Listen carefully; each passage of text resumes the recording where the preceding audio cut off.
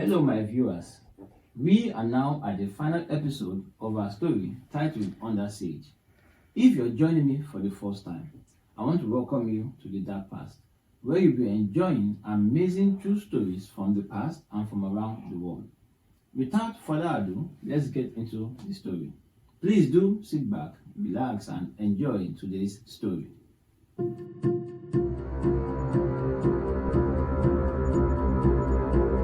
So, as time passed, the family all slept in the living room night after night and only getting a few hours of sleep each night. Bonnie once again reached out to Lorraine Warren, who believed the blessings hadn't cleansed the home entirely, but rather wounded the entity that was lurking within its walls, and given enough time, it would come back more angrier than before, and she was right. Because one night, as the family were hoping to get some sleep, a book suddenly falls off the shelf near where Jeremy and Francis were sleeping. Then another book falls. Then books began flying from the shelf over the whole place towards the family, waking them up in a panic.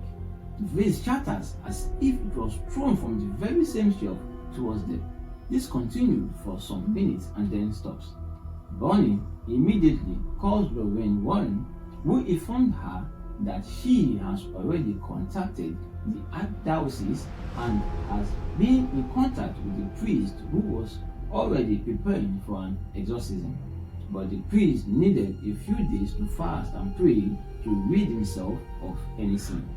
In the meantime, Bonnie and Sean had moved the family into a hotel pending when the priest would be ready, which was right after Christmas Day, because he had already started and all he needed was 3 more days. Days later, Bonnie was once again compelled to isolate herself and draw again, this time drawing a very different set of images, and within the images there is a pyramid, and one side there are heavenly rays of light coming down, and on the other a raging storm, and there are 3 spirits heading towards the pyramid. Bonnie couldn't understand what this meant, but yet she's compelled to draw it. She soon receives a call from Lorraine and explains to her what she's doing, or rather felt compelled to do. Lorraine tells her that the spirits are channeling through her and that she needs to stop what she's doing immediately, because her actions are now opening a door she wouldn't be able to close. So she stops drawing. The following day was Christmas Eve, and Bonnie's mother had summoned up some courage to once again visit her family for the holiday. As she arrives and was chatting with the family, she unexpectedly and suddenly falls ill with a fever just out of nowhere. Within hours, her fever reaches over 104 degrees and shows no sign of stopping. So she was taken to the hospital. Doctors found an irregular heartbeat, so they decided to keep her overnight. As the family gathered around her to pray before departing for the night, and as they started praying, shockingly, she was saying her prayers backwards. Confused and shocked, she tries to correct herself but couldn't seem to do so. Bonnie was so worried that she contacted the hospital's chaplain and asked him to pray with her. While the eldest daughter, who had been running some late Christmas errand, was about to have something really sinister happen to her.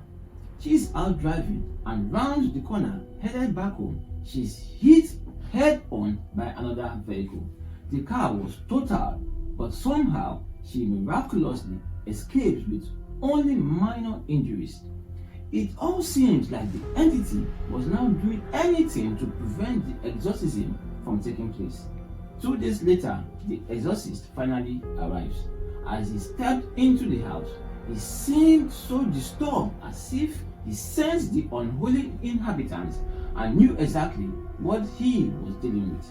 The exorcist decides to try something unusual by using Leah as bait, by drawing the demon into her and casting it out for good. The Warrens restrain her and then opens all the windows in the house. This is done to try and rid the house of all and any negative energy. Then the priest began a ceremony by blessing the house in efforts to anger the demon, which paid off.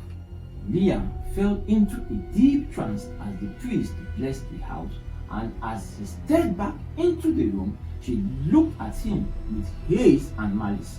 She began hissing and screaming an unearthly growl. This lasted for hours, but eventually the demon seemed to have left Leah's body, or so they thought, because she went quiet and still.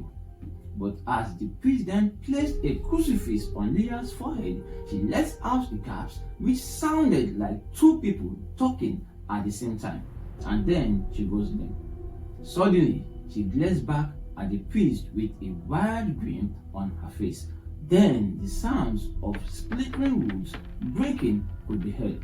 She broke the legs of the chairs in which she had been restrained too, and then lunged at the priest, hissing and screaming at the top of her lungs. The ritual would last another hour. Finally, after one last terrifying scream, Leah went unconscious, and there was some kind of easiness all around the house. The demon has been cast back into the pits of hell, and the family could have their home back again. Life seemed to be back to normal for the Beckwith family again, not until a home was being restored across the street from them. Excavators dug into the earth around the home and discovered numerous human bones. It was believed that they had disturbed an ancient Native American burial ground. Following this accidental exhumation, the family begins to experience paranormal events within their home again. But this time, they are much tamer than what they had previously experienced. They were uncomfortable, but it was tolerable. These ghosts were friendly and never harmed or tormented the family. They lived in the house until the year 2005 and finally sold the house. That brings us to the end of our story. Hope you enjoyed it. If you did, please don't forget to give it a like and share it, which encourages me to bring you more interesting stories like this from around the world. I don't know what media you are watching this with, but you can also find me on Facebook, Instagram, Twitter, TikTok, Threads, and YouTube. And please don't forget to subscribe to my YouTube channel and turn on all notifications so you don't miss any video. Thank you. See you next time, and bye for now.